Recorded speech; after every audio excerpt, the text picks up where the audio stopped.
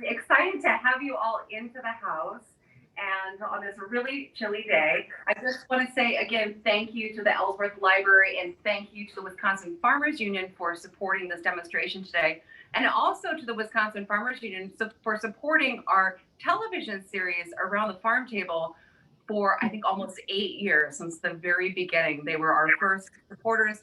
They knew they wanted to help share the stories about these hardworking, smaller family farms around Wisconsin. And it's definitely an organization I would say to Google after the demonstration. And even if you're a non-farmer, you can still sign up and support the farmers. It's one way, it's just one of many ways that you can help support small family farms here in Wisconsin. So let's get this started. I have been trying to warm myself up all morning. I love farming. I'm just going to start by saying I love farming. I've been milking cows on my farm here in Wisconsin for almost 15 years. I'm from Washington State originally. I'm still not used to the temperatures when it gets below zero. I'm still a little bit freezing doing chores this morning, but I'm happy to be back inside. I have a small dairy farm near Osseo, Wisconsin. I graze 8 Jersey cows on about 30 acres of native pastures. And there's clovers in the pastures. We have a lot of wildflowers, non-natives and native wildflowers. We're creating different hedgerows on our farm. And we do rotational grazing. Some people call it intensive grazing. And what that means on our farm is that we move our Jerseys after the morning milking to fresh pasture and after the evening milking to fresh pasture. This is the way that I grew up farming out in Washington State. My parents had an 80 cow dairy farm out there. They were one of the first farms to be grazing, doing rotational grazing back in the early 80s. So I was glad that I got to learn that from them and implement it here on my farm in Wisconsin. A few years ago, we downsized from 50 cows down to 8 cows, and now we're making a farmstead cheese, which I'll talk more about later. Today, I wanted to really celebrate my Scandinavian roots. So spoiler alert, I'm Scandinavian. My actual full name is Rosetta from my Irish side, Inga from my Danish and Scandinavian side, Witscher from my German side. So I'm a little bit of each, but I love in the winter time, especially to celebrate my Scandinavian heritage with a smorgasbord. And smorgasbords are really fun. It's, you know, when you're thinking of smorgasbord, you're thinking of open-faced sandwiches and people gathered around the table. This is something that my family has been doing every February for, I think generations. And one of the most important things in celebrating with a Scandinavian smorgasbord is an aquavit. So if you've had aquavit, you may or may not remember because it is a very strong spirit. It's a Scandinavian spirit. And the flavors, it's a distilled from potatoes and grains, just like a vodka is. But what makes a difference is it kind of can taste like caraway seeds or dill. And it actually has to have one of those flavors to be considered an aquavit. So it's a very strong spirit. And we're lucky enough in our area to have the Gamble Ode. This is the company's Gamble Ode. And it's a gentleman out of St. Paul who just after spending some time in, I think Norway, he went on a trip to Norway and discovered aquavit. He came back to the Midwest and he said, I really want to start making aquavit locally since we have a huge Scandinavian population and we're able to grow a lot of amazing things here in Wisconsin. So he actually talked to a farmer in the just north of St. Croix on Highway 8 into growing all these different herbs and things that he's going to need for his aquavit, and he's getting it distilled in New Richmond. So it's exciting that we can not only eat local here in Wisconsin, but we can also drink local here in Wisconsin. So for this cocktail, I'm gonna use he has a few different varieties of the aquavit. He has like a really standard dill aquavit, which is one of my favorites. And then this aquavit is the holiday aquavit. So it has a few different flavors inside of it. And I should say, we never even really drank before we moved to Wisconsin. And then it just kind of felt like, you know, that's part of the culture here. And I get it. If it's 20 below and I have to go milk cows, I think I want to have a little aquavit cocktail to keep my blood pumping while I'm out there milking. So I'm going to do about 2 ounces of the aquavit. Just one in each. And it kind of has that really medicinal herbal smell to it, which I really enjoy. It kind of makes me feel like I'm healthy if I have a little bit of herbs with my cocktail, right? And then I'm going to do a little bit of cranberry juice. Wisconsin is known for dairy cows, right? Everyone thinks that Wisconsin is the #1 producer of cow's milk in the United States, which is not true. Actually, I think it's California or maybe Texas is the largest producer of cow's milk. Here in Wisconsin, we're the largest producers of goat milk in the nation. We're also the largest producers of cranberries in the nation, ginseng, horseradish, to name a few. So Wisconsin is such a diverse state when it comes to all these different agriculture crops that we produce here. So I'm going to do equal parts of cranberry juice. And most of the cranberries, or a lot of the cranberries grown in Wisconsin, are shipped out worldwide. So even if you're in Denmark today having a little aquavit cocktail, there's a good chance that those cranberries came right from Wisconsin. And then I'm going to do a good dab of lime, which didn't come from Wisconsin, but that's still okay. I like to try to use as many local products as I can, but I don't want to deprive myself from having a little bit of lime and lemons and things like that. And then no more aquavit. I'm going to add a little bit of club soda to the top. And so it looks really pretty. It's very festive. And probably one of these is all you need for the whole evening. And just give that a stir. Traditionally, what we do on our smorgasbords is we have a bottle of aquavit on the table, and then we just take a little half a shot with a slug of beer afterwards and pass it around as we're eating for the whole thing. I'm going to garnish those off with a little straw, and there we go. So smorgasbords are really fun. Smorgasbord translates literally into bread and butter. So bread is really one of those main ingredients in the smorgasbord. My mother happens to bake the best Swedish rye bread I've ever had. So I thought for our special ingredient today, I thought I better have my mother over to show us all how to do it. So I'm gonna cheers you, Mom.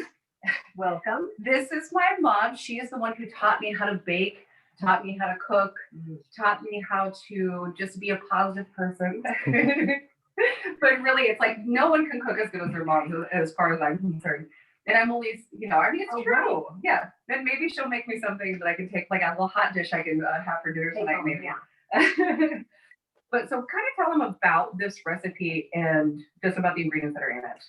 Okay, so smorgasbords, usually a rye bread. Nice, heavy rye bread that can slice thin. This is really good, by the way. It is. It is good. It's really good, actually. I know. I don't know why I'm always surprised when I make something and I'm like, it turned out really well. This is amazing. What did you say that thing about aquavit? You'll read what? Well, you'll either remember you had it or you won't. Yeah, you can forget you've been drinking. And when you're the hostess, make sure you stay sober until everybody else is comfortable. So rye bread. There's several kinds of rye bread. We used to buy our rye bread. Well, you can buy it too, like in the little, from like a Swedish store if you don't want to cook it. We're not going to judge if you want to buy it, but yeah, making it is really quite good. Those, the rye bread that comes really thinly sliced. That's a good one. So here we're going to do this rye bread with 4 cups of wheat, 1 cup of rye. So 4 cups of wheat flour, 1 cup of rye flour. Yes. And the reason I love these sort of Scandinavian breads is because they're so dense. Here in America, we have a lot of white flour breads, and it kind of can leave you with a little bit of, I don't know, like I don't love white breads anymore. I find that if I'm buying my flour locally, there's a few places in the Driftless region of Wisconsin that are doing local flours. It's more rewarding to eat it, and I feel like it doesn't make me feel, I don't know, out of sorts. Right. Well, this is good bread. So 2 teas of salt.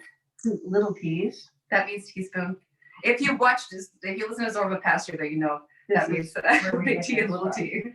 2 little teas of baking soda. Boy, am I learning. I've been here 15 minutes to look at my soda. All right, I'm going to gently turn this on to stir a bit. And we got this mixer. This is it Scandinavian, Dad, the mixer, or where? It's a Scandinavian style mixer. And it's called Anchor Anchorstrom. And it's kind of like a KitchenAid, except for it looks cooler, I think. This takes bread making. Well, can you get it here, Dad? It has this little deal on the side, so you don't have to worry about, how sometimes on the side of your mixers you can't, that's left over, but with this little arm, and it goes over. Yeah. It's like our new favorite thing in the whole world. Yeah, and I have been making so much bread, and my neighbors are thankful. Everybody gets a share. And we are not sponsored by that company at all. We just really, really, really love it. And guys, just to let you know, you can you talk a little louder when the mixer's going? Use your voice that you used on me when I was a kid, Mom. Just speak really loud. So this machine, I forgot my thought. Never mind. Sorry. Ouch. So you're putting in your 3/4 cup of molasses. And this is, it'll be a little bit of a sweet bread. And just to remind everybody, molasses, when you cook with it, turns everything very dark. 4 1/4 cups of yogurt, plain. And you can use the whole milk yogurt. That's we perfect. should be using whole. I mean, I'm a big proponent of using it how it comes from the animal. So I never take my yolks away from my egg whites unless I'm making like a meringue or something like that. But I think if the chicken feels like it's good to have the eggs and the yolks together, that's what you should have. Also, the whole milk dairy products I think are great, but I'm a dairy farmer, so of course I'm going to think that. And then I'm going to put in about 2/3 cup of sunflower seeds. We made this bread a lot over the holiday season, and what we did to make it a little bit more special is we added in 3 cups of dried fruit, 2 cups of just chopped up dried fruit. We used apricots, cranberries, of course, and I think some golden raisins, and you could even use dried cherries if you're up in Door County area and you have some beautiful dried cherries. And when you add in those different fruits for the winter time or for the holiday season, it just makes it a little extra special, and it's a great gift to give to people. All right, so we've got. All right, so we have a mixed loaf of bread. Is this something that you think you could mix without a mixer? Have you tried to do it just with a bowl and a spoon, or is it too heavy? This is not as heavy as our traditional heavy-duty rye bread that I made. If anybody wants to watch the first episode of Around the Farm Table, our very first episode shows Inga making a really amazing rye bread. Really dense loaf of rye bread, and that is on their website too. Yeah, that's on. But that rye bread takes a commitment. It's like a 14-day process to make that. That's why I like this rye bread, because you can make it in 5 minutes. Right, and it's done. So I am just going to, and so the interesting thing about this bread is you do bake it at 390, let me look, 390 degrees for an hour. And then you turn the oven down to 350 and you bake for another 20 minutes. And usually by the time I turn it down, it has turned so brown that I always throw a piece of foil on top. Just to keep it from over baking. Right. All right. Sorry. I'm trying to, my husband the other day, we were talking about like ideas for cooking challenges. And he's like, what if there was a cooking show where you had to clean while you're cooking and you were judged on it like a clean kitchen? And I was like, honey, that's called life. You should be cleaning as you're cooking. That like, it's not super fun to like do all the dishes after you've been cooking. Right. Oh man, right? So this recipe makes 2 loaves. I did cut it down. I did it in half the other day. Did it work out as It well? worked just as well. Sometimes you get a recipe where you can't cut it in half. It looks really good. As I should actually, I guess I could help you. All right, yeah, just help me because we are on camera. You can't use your hands. And you do want to just put it in and push it flat. It will rise a little bit. Let's go to the next one. Okay. And Inga's going to show you in a little while what the bread looks like. and how easy it slices. Your kid, this is just goes to show you cooking together. Your kids are never too old for you to cook with them, right? This is like how you learn how to cook. I was just thinking about kids and how I was making these beans that we always made when we were kids, and I was like, how do I remember to make these refried beans? Well, because we just did it all the time when we were kids, and you just learn those things for the rest of your life. What? No, I'm just going to get this all out. Okay. Then it drives my mom crazy when I can't get all of it out. Oh, it takes 2 hands. Okay, and then this bread, you don't even have to spritz any moisture or anything like that in the oven when you're baking this, right? No. All right. All right, Cynthia. Well, thank you. So a question people ask us is like, how do you guys do like the behind the scenes of the show? So on our show, for those of you who don't know, our show is about cooking. It's about farming. We start out the different episodes on the farm, talking about what's happening on my small dairy. And then we go around the state of Wisconsin and we visit other farms to find out how people are doing things. And it's a really small group of, like a lot of we're not Martha Stewart where you have all these different assistants running around different things. It's really me and my mom and dad, and my husband if he's home from work, that are behind the scenes kind of running to the grocery store, running to the farmer's market to grab something.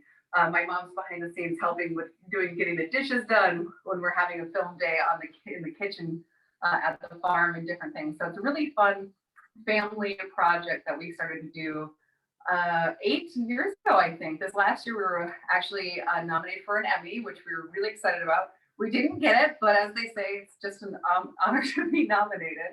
And we're continuing on this season. Even after COVID, we had to kind of take a break for a little bit and rethink how we're going to do the show. Also with being on the farm and different things like that. So we're going to have new episodes coming out sometime in 2020. We're not actually sure when. Or sorry, 2021. It's 2021. So used to hearing 2020, right? So we're having new episodes coming out this spring, or I think this spring. Anyway, they'll be out at some point. And in the meantime, we're having a great time being in our little family pod here on the farm. So one thing that I love about smorgasbords, especially in this time of COVID, in this time of not wanting to sort of like share food together, is we do things in individual sandwiches. So for example, right here is our rye bread with butter and some cucumbers and some beautiful fresh dill on top for a little garnish. And we have, it's kind of like almost like a grazing board. You see nowadays, like on social media, people have their grazing boards and people can assemble their own toppings. They can, do as they wish. There are some rules. If you ever find yourself in a Scandinavian country sitting down at a smorgasbord, there are some rules. First off, you never eat anything with your hands. In our family, we don't have that rule. We always eat our sandwiches with our hands. But in Scandinavian countries, at a smorgasbord, you have to use your knife and fork to cut into those pieces to eat them. And then there's a way to eat the smorgasbord. So you'll start off with your herrings and your different fishes, and then you move on to your cold meats like your hams or your cold roast beef, and then you move on to your warmer meats like your meatballs and different things like that. And then you move on to your cheese course, and then finally you would end with your desserts and your coffee, of course. So, Mom, should we show them what our favorite ingredients are? I actually grew up, let's walk back over here. So I actually grew up vegetarian, and I really only eat meat that is grown on my farm or that I know the person who raised that meat. I think it's really important for me to want to know that that animal is raised humanely, raised well, has a good life, is raised on healthy pastures. One thing, I have a friend of mine, we interviewed years ago for one of our shows. Her name is Helen Keys, and she runs Wheatfield Hill Organic Farm in Durand, Wisconsin with her daughter. And she told me once, she said, you can't have healthy people without healthy soil. And it really just flipped a switch in my brain. And ever since hearing that years and years ago, I really switched my focus from just grazing my cows to really making sure that I'm building my soils, whether that's through different cover crops that I'm tilling under in the spring, whether that's through just making sure I'm getting as much manure on those fields as I can. But making sure that I have healthy soil. That also happens in our garden too. And one thing that's important to me is to make sure that I can grow as much food as I can at home. And then for example, I just ate my last onion of this that I harvested this last week. And I was really kind of sad, and onions, you think, well, what, you're going to spend $3, you can go to the store and just get a pile of onions. But I want to get as much health out of my food as I can. And I know how much energy I'm putting into amending my soils, to making sure that I'm having those composts and cover cropping in my gardens to make sure my soil is healthy. So then in turn, I can make sure that my food is healthy for me and my folks. So that's my rant. Okay, that's a good one. So in our family, we always had egg salad. That was, and if you have your own chickens, you probably know that if you boil your eggs, it's really hard to peel the peels. And I don't have any good tips for that. well, I do. So Julia Child has a tip. If you have a small, what do you call those things now? Instead of the pressure cooker, everybody's using the Instapot. Oh, the Instapot? Yeah. Julia Child has a recipe. Does she have an Instapot? No, but for the pressure cooker. And they are perfectly centered eggs, perfectly done, no gray spot, no green spot. Perfect. Well, then they wouldn't even look like they were homemade. They would look like they were store-bought, right? Right. And they are, that's the way to go. So I'm going to make you egg salad sandwiches. Anyway, we grow vegetarian. My parents still are mostly vegetarian. So we, instead of having like a lot of those cold meats and things on our smorgasbords, we tend to do a lot more vegetarian, like an egg salad. Right. And so I shouldn't be drinking this, but I have to go milk tonight and make sure my skid steer starts and feed hay. And I have to be bundled up in the really cold, and that's my excuse. I'm going to wait till this is over. So for my egg salad, I really, I can't measure. Is that brand new? Oh my gosh. Can somebody open this for us? Oh, right. yeah, don't come in on it. You could actually, okay, got it. All right. All right. So I choose to use rice wine vinegar.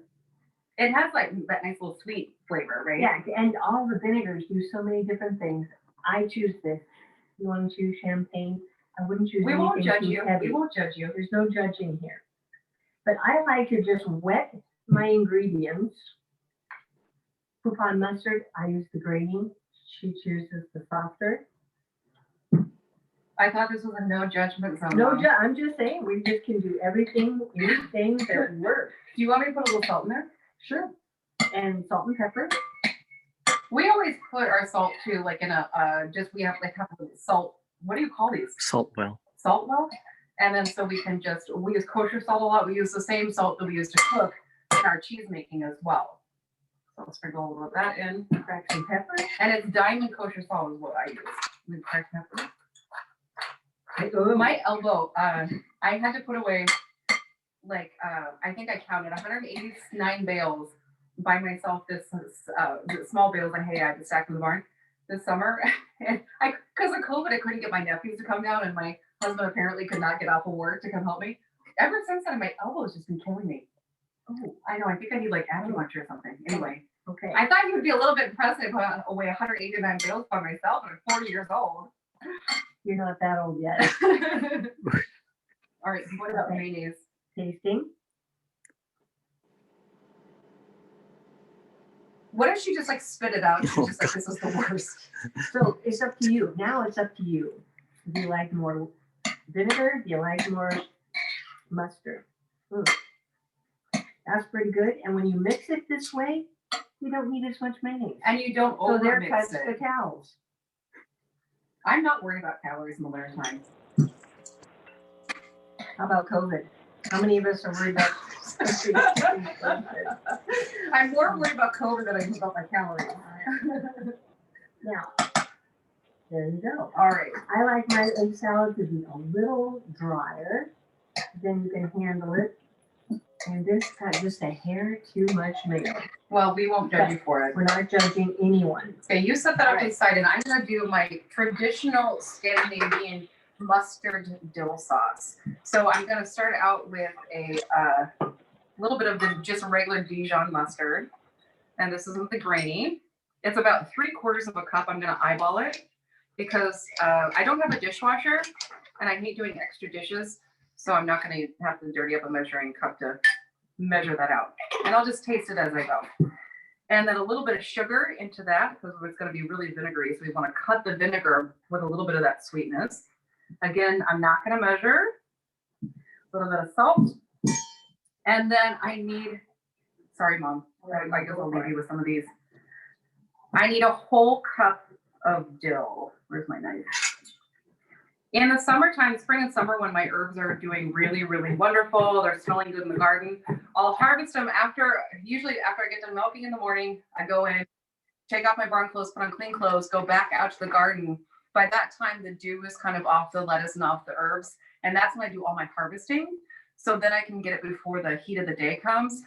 And I'll take my dill or my parsley or my chives, sorry, I have a little itch, and I'll freeze, sorry, Dad.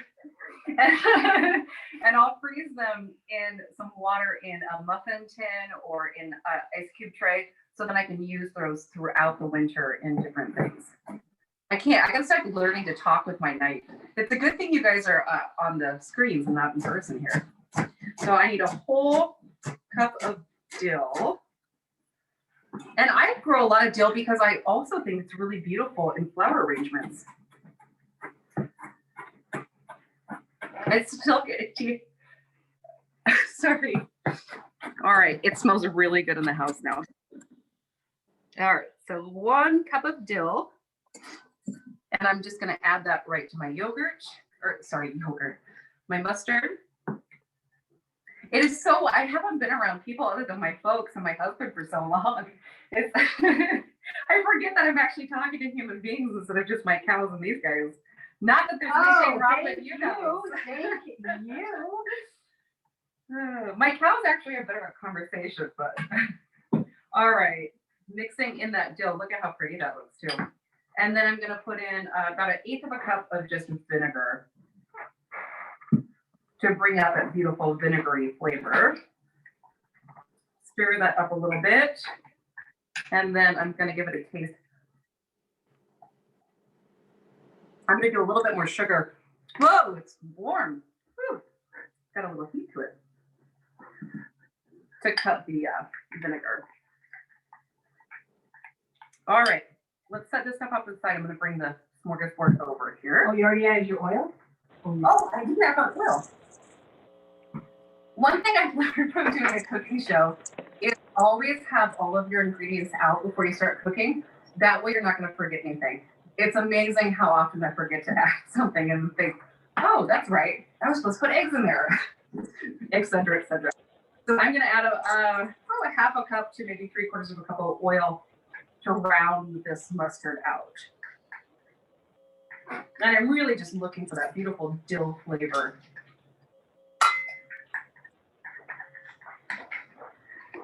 Adding in and this is just vegetable oil. If I had some sunflower oil, which we grow a lot here in Wisconsin, I would definitely do that, but I haven't been to, I usually go down to the Rural Food Co-op to get that. I haven't been there. In your area of Wisconsin, in Prairie Farm, Wisconsin, there is a farm called Hay River Pumpkin Seed Oil. And it's actually the first pumpkin seed oil to be grown in the United States. And you can find their products at the Menominee Food Co-op and some places in Madison. But if you're around the Menominee area, try to head into the co-op and get some of their amazing pumpkin seed oil. The flavor is just out of this world. It's not like overly pumpkiny. It's a little bit of like a roasted pumpkin seed, but it's delicious on all different things like salad greens. They even put on ice cream, just like all these different fun things. All right, Mom, bring that over. Okay. Oh, I'll bring it over. Yeah, I'll let you. I'm chopping some parsley for my big salad. Oh, did you? I took the, we'll bring those other fixings over here. I'll do everything else. Just kidding. That's the Aquavit talking. It did warm me up though. It did. Maybe if you drink the recipe, you'll be warm enough to help me milk tonight. Never. So here's our little grazing board, and then I'm going to cut into one of our cooked loaves of bread, and we try to slice them as thinly as possible Sorry, the table's shaking a little bit. So Mom, I'm gonna slice up some of these for your egg salad and see how beautiful that looks on the inside. You see the sunflower seeds on the inside. I'm gonna cut open another one. Right? Or I'm gonna hand this over to you because you're the mom. And I'm gonna talk a little bit about our cheese. So on the farm, we decided, as you know, we're losing family dairy farms in Wisconsin at alarming rates. I think, was it Western Wisconsin or no, Wisconsin, I think as a whole has the most farm bankruptcies. Like it's really sad what's happening with our agriculture. And I realized a few years ago that I could not stay financially solvable at my farm with just shipping milk. And I was grazing, 50 cows on 30 acres. It was taxing the land. So I had to reimagine what I was going to do with my land. And for years and years, I always thought, oh, I need more acreage. I need 100 acres. I need, pour me. I need this. After doing this show around the farm table, traveling around the state and seeing how people are making a living on smaller acres, seeing how they're thinking outside of the box to be able to farm and be, sustainable on their farms, it really made an impact on me. When I was in my 20s, I actually moved to the East Coast and I learned how to make cheese from a cheesemaker from Vermont. And it was a really wonderful experience. And I kind of put that in the back of my mind, thinking, oh, that was fun for that year, but blah, blah, blah, I'm going to move on. And then when I moved to Wisconsin and started my own farm and realized I had to reinvent the farm, I looked back at that experience making cheese, and we decided to start making cheese on my small dairy near Osseo, Wisconsin.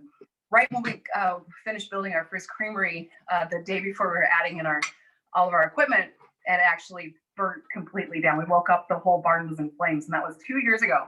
Now we're rebuilt. We finally started making cheese after getting all of our licenses together and everything like that in June of this year. And this is some of our first cheese that we made in June. I think this was made on June 22nd.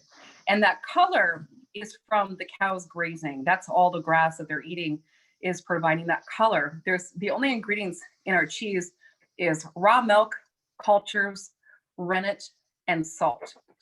And so one thing that I want to make sure to do is make sure that I have the healthiest, best milk possible in this cheese. And that's one reason why I graze the cows. We milk them into buckets in the barn, and then we take those bucket milkers and we pour them into the bulk tank where the milk will then chill down to 40 degrees. By handling that milk really gently and pouring it, we're able to keep a lot of the fat together.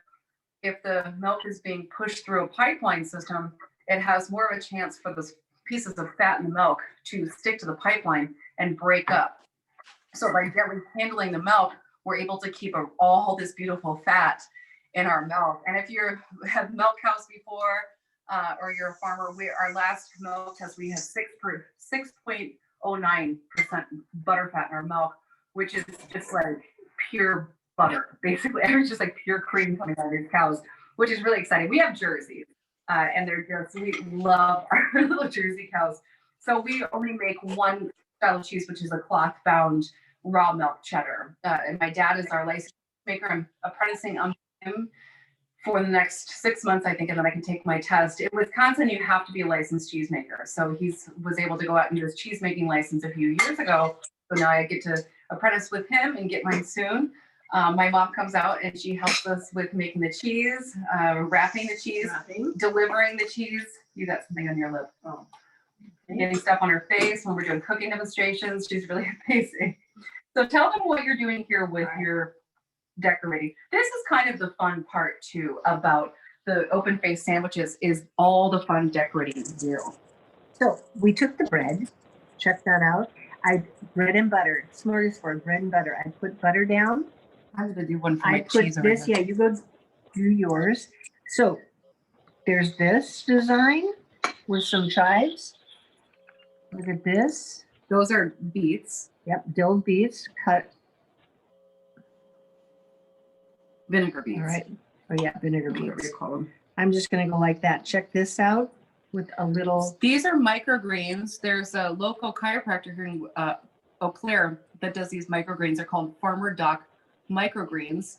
You can come back up Microgreens are really amazing because when the seed is shooting out the small, what do you call it? The seedling or whatever, the seed? Sprouts. The sprouts. They're putting all that nutrients right into that sprout. So if you're harvesting those at that stage, they're really chock full of all this nutrition. So it's really fun to eat them. And you can use them on eggs, sandwiches, smorgasbords, everything. And they're really nice. And it's kind of a nice, like, I'm obviously not growing lettuce right now because it's snowing outside, but I can feel like I can eat those microgreens and get the same benefits. Right. You get, and back in the 70s, if anybody was back there, we all grew our own sprouts. I remember we had, the quart jar with those 3 different lids, and you just, every day you did this. And it was great. But I'll buy mine, and I'll support some farmer that is making them. I didn't realize how I was raised by hippies until we moved out of the little hippie area in Washington State. I thought everyone had to like soak their pinto beans and make them from scratch and do granola and never have white bread. My parents, when I was growing up, my mom would make all of our bread, and she would make this like homemade whole wheat bread. And I remember going for my first sleepover to a friend's house. And at their house, they had Wonder Bread. And I was like, you guys are so lucky. We just get like abused at our house by having to eat brown bread all the time. And they had powdered potatoes, like out of the box powdered potatoes for mashed potatoes. I was like, get out of this town. Like, we have to go to the garden and dig potatoes. Like, this is amazing. Yeah, So- we did have one year, it snowed actually in Washington State. When it snowed, we do slow down because there's no plow trucks. So we had several, what were those guys? that come over? Salesmen. They kept coming down our road, and they kept coming in. And what I had to serve, I served them all lunch, and then I put out my cookies, which were my Karen oatmeal- brownies or whatever. Oh, they could have been Care brownies and my oatmeal cookies. And the next week, 2 salesmen brought my kids store-bought cookies, Oreos. One guy brought Oreos, the other guy brought popsicles. Thank goodness for that. They were saints. They were saying they knew you guys were abused terribly. So I use the mustard sauce. You can use it with fish, but I think it goes really well with some nice roasted ham. And if you're looking for a way to connect with those local farmers in your area, farmers markets are a great way. Going to your local food co-ops are a great way. Asking questions to the people behind the counter. Where did you get this? One of my favorite ways to find a local farmer is by getting the Farm Fresh Atlas. Sometimes you can pick them up at your local libraries, or I should have had one here, or your local food co-ops, or you can find them online, Farm Fresh Atlas, and then you can just click on the link to your area, and it'll come up with a whole list of farmers, how to contact them, and what they're growing. It also can kind of help you know what's seasonal too, what to expect season to season. So that's a great way to connect with people who are doing CSAs, who are, if you're looking for a way to buy half a lamb or a quarter beef, that's a great way to find your different farmers in that area. So for the last sandwich here that I'm gonna do, here's some herring, but I'm not gonna eat that later. If you guys were here live, I would put the herring on something, but I'm not a herring fan. If you watch the first episode, that is the best. We really had fresh marinated herring. It wasn't Absolutely herring, amazing. it was some like a northern yeah. pike or something. Yeah, I'm not a big fish person. I am. Oh, that's really good. And I use the fish with Inga's mustard sauce. Yeah. It's So very good. it's really important. This might look like a lot of butter to you, but remember you're supporting a dairy farmer. It's not that much butter. And I'm going to cut my piece of bread in half. And then I'm just going to put my St. Isidore's cheddar on here because I'm really excited about our cheese. Our cheese is available only online right now at Fromage Nation. It's a cheese shop out of Madison, Wisconsin. I'm putting a little bit of a beautiful chutney on as well to bring out those different flavors. And you could even put a apple slice on. Oh, you Whoa, yeah, sorry. one, yeah. A little apple slice with apples and cheese go really, really well together. And where did the chutney go? Oh. And a little bit of the chutney. So use your imagination when you're coming up with ways to serve your board. But you see in the age now where we're like no one wanting to share plates or anything like that, this could be a really fun way to celebrate this spring outside, having your friends and family over maybe for like Mother's Day or something. And then people can all grab their individual sandwiches.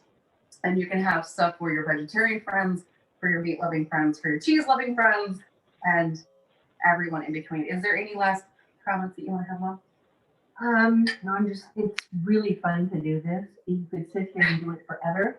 When we did do the smorgasbord. Are you going to have the fish? Yeah. Good for you. You When will we stay did in do it. our first smorgasbord, look at the table, it was gorgeous, okay? We couldn't even eat close to that much food, and we had a full table. It Well, was they so say- amazing. They say when you're doing a smorgasbord, it should take the whole afternoon. And you just sit there, you have like little snacks here and there for the whole afternoon. So, or until you have to go for milking. So Right. Okay. that's what I love being in my little neighborhood where people are, there's still a few dairy farms left. And we sometimes, we'll get together. I think last time we got together one distance for a little neighborhood happy hour. And it's great because then 5 o'clock hits. We do our happy hour from like 3 to 4:30, and then it's okay. Well, we got to go get the cows in, and then everybody has to go milk, which is great. I go to the city sometimes, or not for a year, but when I would go to the city to visit my best friends in Chicago, they wouldn't even start getting going until 9 o'clock at night. And I thought, well, I'll see you in the morning. My bedtime is 8. That's my weekend bedtime. My weekdays is 7. So, well, does anybody have any? Oh, Did you check this? The smorgasbord is anything you have. Cucumbers. this is my favorite. Is the This is cucumbers. my favorite, cucumber sandwich. You eat a couple of these heavy ones and then you throw on a cucumber. It just lightens your load.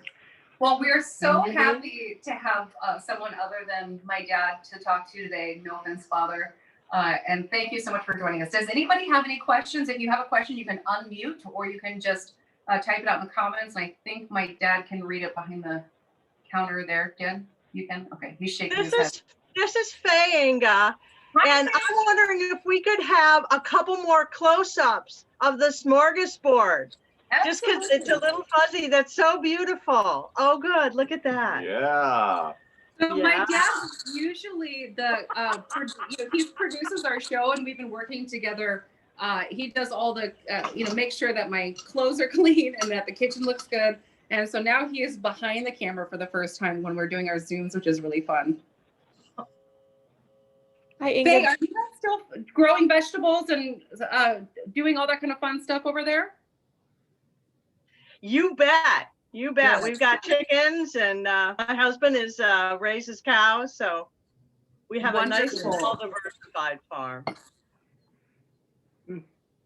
Well, maybe does anybody that's tuning in from that area have any suggestions of some farms to get in touch with some farms in that area that anybody would suggest finding for maybe to join a CSA or to find those different products? If anybody has those, feel free to shout them out. Inga, this The is Farm Fresh Atlas is great.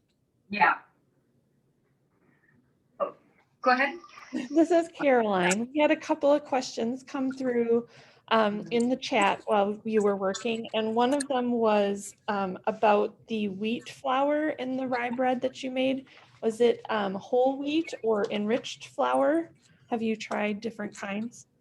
I'll let my mom answer that question. Well, I used both. I think the one was from King Arthur, and I used whole wheat flour, and the other one was a whole wheat, kind of a white flour.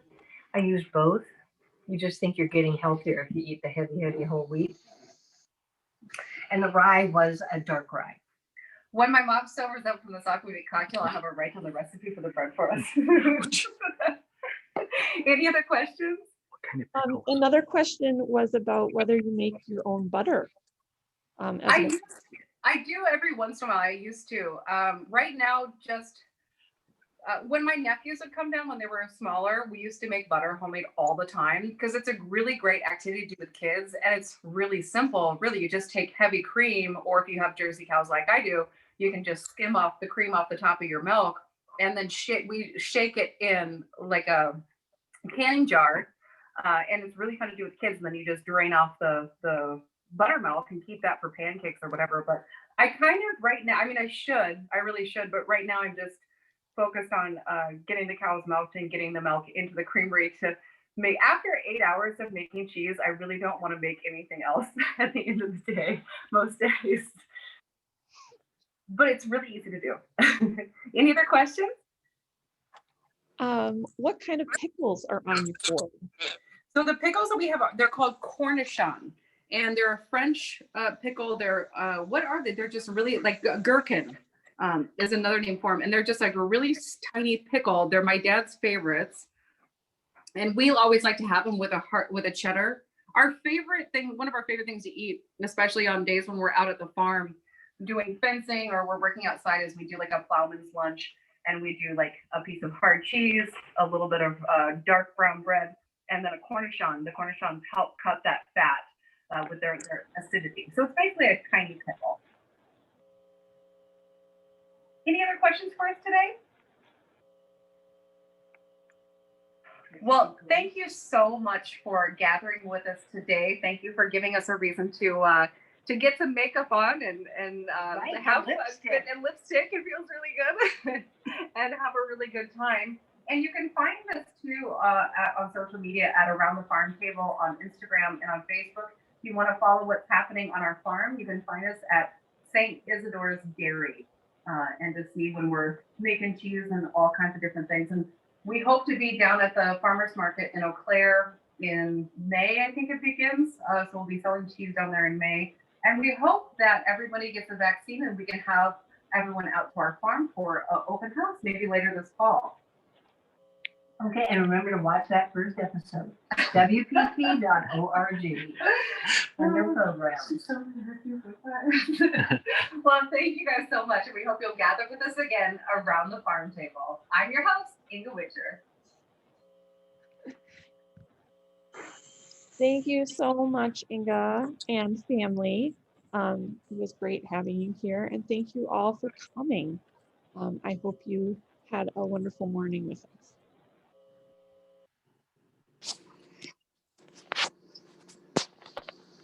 And I will make sure I pass on the kudos that were in the comments to Inga as well.